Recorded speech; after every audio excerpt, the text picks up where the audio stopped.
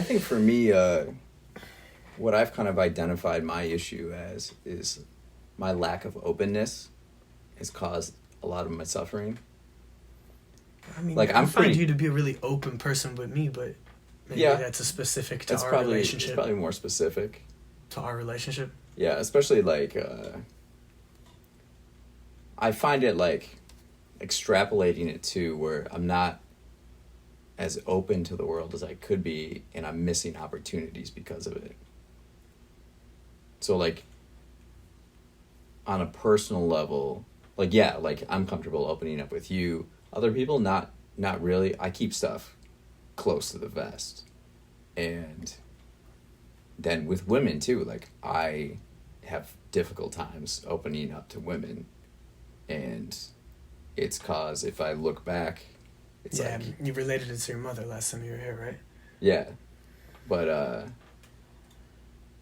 then because of that, I'm like pushing away opportunities before they even become possible. And not even just you're not even, it's not just opportunities of like physical connect of sex. It's like it's opportunity of like getting to know somebody. That's what I mean. Getting to know someone. And like, yeah, man, I don't know. I mean, I have nothing, I don't know what to tell you other than I kind of live by a principle of tell everybody everything, which has its negatives too. I'm an oversharer. Yeah. And I do overshare and I overexpose myself, but there's a lot of ups. Like, people feel really close to me. People that don't really open up to a lot of other people open up to me. It's not just you or like, about like, I'm talking a lot of people. Like, I remember there was a girl that worked at station, a woman, Rebecca. You remember Rebecca? Yeah. A sweet woman. I really liked her. Me and her were good friends. Yeah. She was really smart. She was kind of like, she was in STEM, no? Or some shit. Yeah. She worked in the lab. Yeah, she went to like Remedy with us on St. Patrick's Day. Yeah. And that was actually, and she opened up to me all about her life. She's like, dude, I don't know why I'm telling you this. Like, I haven't told anybody, I haven't told most people that have known my whole life, like, any of this stuff. And I took that as a huge vote of confidence, and like, it meant a lot to me, and that happens quite a lot to me, and it's because of my willingness to tell them everything. I'm unafraid of judgment. I definitely have that going for me. Like, I mean, it probably comes from what I do, but like, I'll say everything. I'm not scared. I don't care. See, I think that's something I've noticed about myself the last 2 months or so. Like, so right when the gunman encounter happened, I was just like, fuck this. Just like, and then I started to get into Bob Dylan a little bit before this. Oh, you told me I was like, experience with him, right? Like, you know, because huge Beatles fan, and then, you know, it's like, well, he influenced them, and, you know, Steve Jobs was influenced by Dylan and Phil Jackson, and it's like, who is this dude? So before this, I watched a documentary about him, like, oh, and I took notes on it, and then I read his biography. It seemed like he's just like someone who just fucking lived his life and just said it how it was in a way. Yeah. He's also a virtuoso. And a total prodigy. I was just like, fuck it. I'm just going to speak my mind now. And it's been so refreshing. I just don't give a fuck about a lot of stuff.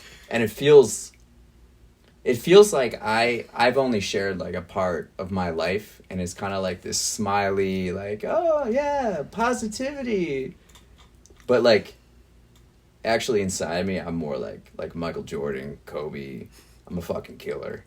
And no one knows really about that. And now it's just like, I'm like Michael Jordan. Here I am. Here I am, world. Like, this is who I am. And if say everything, man. You know, you're building a thing that's going to require you to say everything and to be a completely unprivate person. So, you know. Well, it's interesting how in the 21st century, that's the fact. Whereas like 20th century, it was like the people who built stuff or whatever, they're very secretive and private. It's all gone. It's swapped in the sense. It's not totally true. It's not like we know intimate details of some of the richest people in the world, but yeah, in terms of like entertainment, say like like that, millennials and younger. Yeah, we're just totally overexposed. Like, And it's almost there's a like- ton of downsides to it. Like, there's no such yeah. thing as privacy. There's no such thing as mystique anymore. You know, it's like maybe 4 or 5 people who, like Frank Ocean, still held on to his mystery. King Cruel. Outside of that, nobody's mysterious in the fucking industry, in the music industry. It's like you can't be mysterious at all. No, you just are overexposed and Yeah. in some sort of self-imposed limelight all the time. And that's kind of some of my problem with this shit with like content creation and playing this part of the game where it's just like, dude, I don't want, it's like, you gotta go away to come back. Like Kendrick Lamar, I mean, he's Kendrick Lamar, but you know, him going away for 5 years made that album so impactful when he came back, because you're just dying to hear anything. You know, Yeah. They didn't even drop singles. They just dropped an album. They just announced the album title, dropped the artwork, and then dropped the album. That was it. That was the whole campaign, and then went on tour. Now, again, the most influential artist of our time. Yeah. So that's his privilege. Yeah. That's the privilege of being at the top. You can do whatever the fuck you want. Mm-hmm. Guys like us, we're punching up. We're trying to get some attention. We're trying to get heard. We're trying to be seen. We're trying to show our light. You know? But it's just, to me, it makes like everything less exciting if you're just in somebody's face every day. You're just another part of